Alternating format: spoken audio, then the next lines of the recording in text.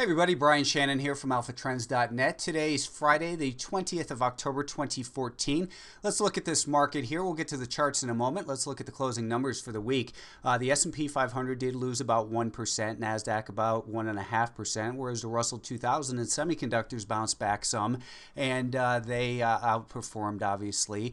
Let's just take a look at the charts, and we'll see how it all shakes out from here. The S&P 500, obviously, we had the break of the support and that 200-day moving average and a little flush out here, and this did some real damage to a lot of charts, including the S&P 500.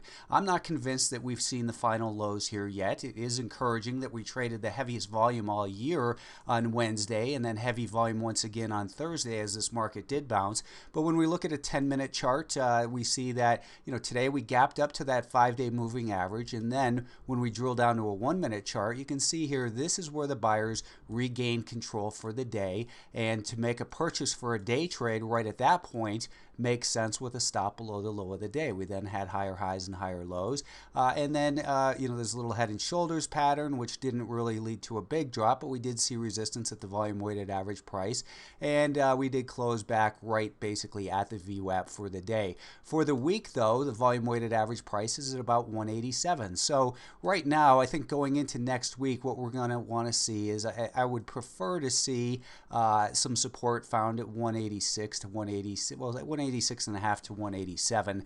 If we pull back down there and find support, then we're still rebuilding here. But I think what the preferred scenario really would be is maybe we kind of run out of steam in this area for a day or two and then go back down and test these lows and perhaps even undercut them. Right now, the volume weighted average price year to date, you can see I have that right here. That's the orange line, 189.44. I also have it as an oscillator, and you can see it hasn't spent much time underneath that volume weighted average price this year.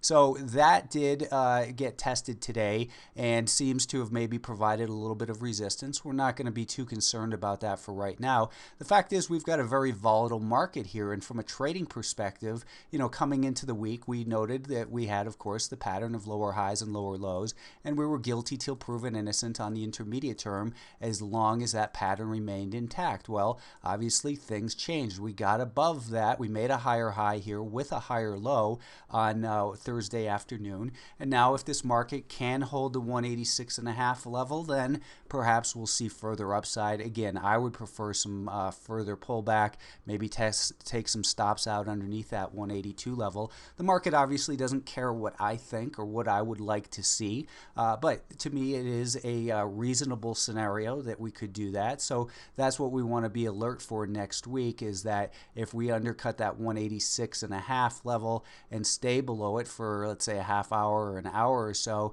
then we're likely, I think, to come back down towards these lows, maybe even just slightly undercut them. If we undercut it slightly, that would hopefully take out this little low right here from April as well, and I think that would be a better opportunity for a little bit of a more sustained turnaround. But obviously, again, there's been a lot of damage inflicted upon this market this week. The Nasdaq was down as well in this market. Let me just get rid of that line. Undercut its 200-day moving average and closed below it for, I think, a day. If we look at the volume weighted average price year to date, we can see, well, let's look at it on this chart once again, that we got down below it intraday, but did close above the volume weighted average price year to date. And of course, we have that 200-day moving average in approximately the same area. The thing about this market is that we look at the prior level of support, and in this case this was a pretty significant level up near about 94, and say, where's the potential from here? We've got, today's high was $93.89.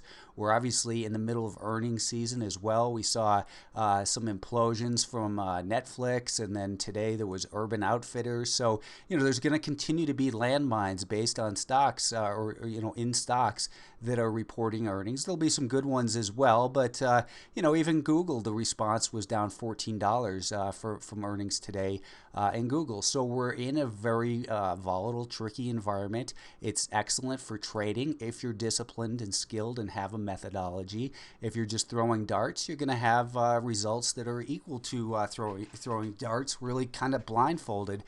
So be sure to have your strategy. The Nasdaq, though, again, we'd like to see maybe 92 hold, and if that can hold, then perhaps we're going to build the foundation for a little bit more bounce. But we do have that potential obstacle up here that has the potential for resistance with a declining 10, 20, and 50-day moving average. So again, I would prefer to see that we pull back down, perhaps just underneath $90, and kind of shake the trees a little bit harder here. The Russell 2000 was down today, but for the week, again, this market led us on the way down, and this week it was first to recover, up 2.6% on the week, still down close to 7% year to date, but we are, what we had seen, and I was mentioning this, I think in a Wednesday free video and to subscribers, that, what I was looking for was a pullback and then to break 107 level here and perhaps a little bit further upside. Now, I was very specific about saying I don't think that we have a market to get excited about as far as the upside goes, because again, we're in a broken market here, and we have on the weekly time frame, this is still what's looking like a stage 4 decline. Now, if it can recover, it didn't recover last time we had a similar setup for 6 to 8 months. If it can recover and get back above 109, then perhaps it's going to just end up being a big bear trap. That is, we trap the shorts in here, and people who sold are going to be looking to get back in. But for now, we still have to look at this weekly chart and say that we're in a stage 4 decline. It's guilty till proven innocent, and we have that prior band of support in this general area that has the potential to become resistance, and did become resistance in here today so far. So that's the concern about today's weakness and the underperformance, is that it came at the prior level of support. That's the significance. It's not the fact that it was down today. It's the fact that it was rejected in this prior band of support, and if it can't get above and hold above 110, if it does that, then we become more neutral. But for now, we still remain guilty till proven innocent. Intermediate term, we do have a rising 5-day moving average, so we want to look at that and say we have the potential for opportunities here on the long side. But the bigger time frames are really what trump that, and tell us that we have to be extra cautious. Now, for next week, I think that the key levels to hold would probably be about 106-ish, 106 to 106.5. If this level holds as support, then perhaps we can break beyond this 109.5 level and get back up into this area, and then we'll see what happens from there. But we're in a tricky area where this prior support certainly has the potential that if it acts as strong resistance, then we could see another leg lower in the Russell 2000, and that would likely, of course, spill over to the broader market as well. Semiconductors were up on the week, but they're just getting back basically what they lost last Friday here. So not even. I mean, we're still well below where we were a week ago. Semiconductors had been the a leader this year as well. Now for this week, they were up 2.9%, basically 3%. Month to date, though, they're still amongst the worst performer. Only oil's doing worse on these ETFs that I track. But the semiconductors, I think that they really need to settle down in here. If maybe 46 holds the support, it can start to rebuild, but it's going to need time to rebuild. And right now, I don't see an advantage to take any long positions, and I don't see an advantage to the short side there either. The financials broke down through another level of support for a couple days and then got back above it. So it's good to see that it recovered that. However, when we back it up a little bit, we've still got a badly damaged market. And on this 30-minute time frame, we've got we had the lower highs and lower lows that were guilty till proven innocent. Then we became a little bit more neutral, but not bullish. The reason that even with the with the higher high here and this higher low behind it, the reason that I'm not bullish because of that is we still have the declining 5-day moving average, and that's a mixed message with a broader bigger, that is, downtrend here on the daily time frame. So it needs some rebuilding. Now's the time to, all week, we had some great trades in alpha trends, but there were a lot of stocks that mostly were day trades, and I think that's the environment that we're in, that we've got earnings season right now. We've got all the Ebola news still. We've got all kinds of global concerns that for now seem to be impacting the market. At least that's what's getting assigned the reasons. The reasons are there's more sellers than buyers. We've had problems fundamentally, or I guess globally, macro globally, that haven't impacted this market for years. Now all of a sudden they seem to matter. That's why it's best to just stay focused on price action and the reaction to the news, not what you think a market should do or should not do based on what you're reading. So we're neutralizing here in these markets overall, but really the best case scenario I think for the overall health would be for a pullback down below these lows from last week, this week rather, that next week we undercut them slightly and then to turn higher. That would really kind of clear the way a little bit for further rally. Gold advanced this week as the dollar was down, and the dollar is now, I would consider it to be in corrective mode. It's broken, we've got lower highs and lower lows below a declining 5-day moving average.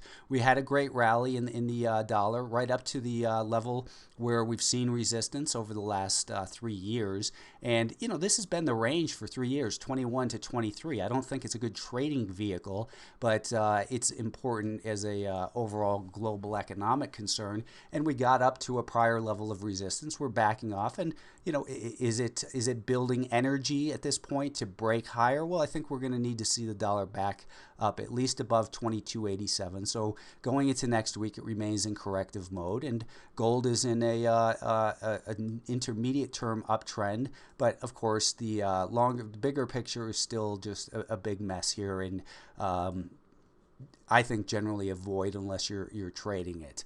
Let's take a look at the bonds too, because the bonds really had an interesting week here. Taking a look at the TLT, it did finish with a gain of just about 1% for the week. However, when we look at the action, we had that big gap up here on Wednesday. It continued to rally a little bit, and I think that was most likely a lot of that had to do with a short squeeze. And then since that high 3 days ago, the volume weighted average price is up here at 123.5. So that strength was sold into, obviously, and now we've got this market that's been riding this 5-day moving average, and we spoke about it. Go back on the archives and take a look 3-4 weeks ago when I said now it looks like the buyers are back in control of the intermediate term trend. Well, now the buyers are no longer in control of the intermediate term trend. Instead, it's starting to turn more neutral. If we see a pattern of lower highs and lower lows, and I think breaking this trend line will establish that, and if we see a pattern of lower highs and lower lows below the 5-day moving average, which begins to decline, then we will be in corrective mode for the 20-year bond. This is the blended 20-year bond fund, basically, ETF.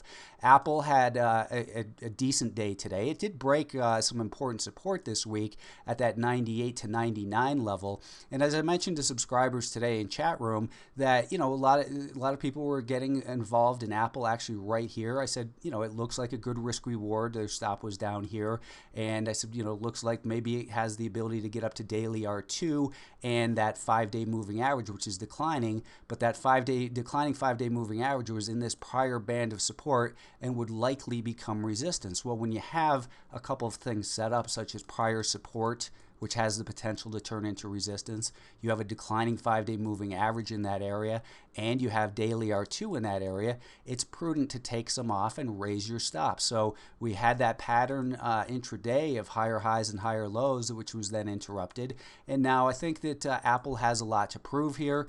It's kind of undergone some distribution on the daily time frame, and this prior support seems to be capable, at least, of offering significant resistance. We have earnings, I believe, on Monday in Apple, and that's it's going to be a crapshoot.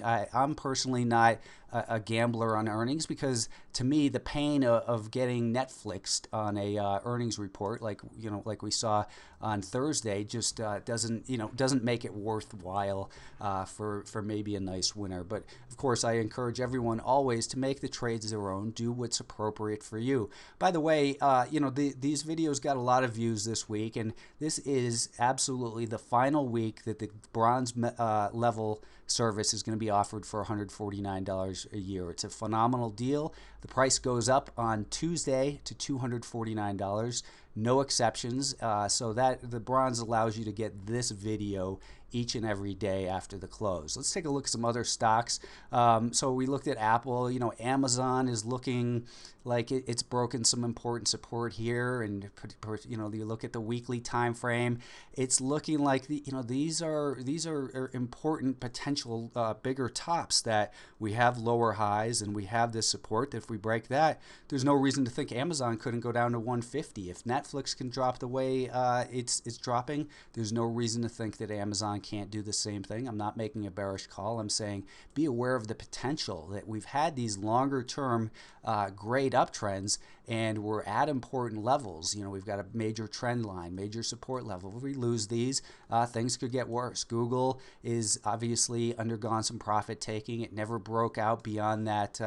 A lot of people were watching this cup and handle, and it never gave a buy getting above this level here. Instead, it failed, and it's failed pretty hard here the last month, now into a prior important area of support. We'll see what happens, but again, we're not here to play guessing games. We're here to take advantage of low risk, high probability trades. It doesn't mean you're going to catch the bottom on a regular basis or sell at the top on a regular basis. But when we have a nice chunk in between, like this market this past week and a half, the easier money was clearly, in my opinion, made on the short side when we had a very clear pattern of lower highs and lower lows with an overall downtrend. Alibaba, this was, this one's, still in this bigger range, really. I mean, I think it sucked some shorts in down here, got back in, and I'm sorry, they got back above into this range and above a rising 5-day moving average. If you look at the volume weighted average price since the stock came public, we're talking about 89.5, and that's about where we found this resistance today. That's also the high end recent end of this recent range. So Alibaba still, I don't think that the buyers aren't quite in control. It is encouraging to see that it's back above a 5-day moving average. Next week it would be best to see it continue to pull back, maybe for a day, recover for a day, and then start to rebuild once again. And then perhaps it can go on and clear that volume weighted average price, and then maybe make a run for the highs, maybe make a run for 100 or so. Either way, we continue to have, I think, a volatile market next week. And if you're a trader, that's great news. We've had some great ideas in the chat and in the daily videos at Alpha Trends. So if you haven't taken a look, please do so. Go to alphatrends.net and sign up for a free trial. I promise I will give you great education, consistent ideas, and a consistent methodology that you can learn and apply to your trading. Thanks for your time. Have a good weekend.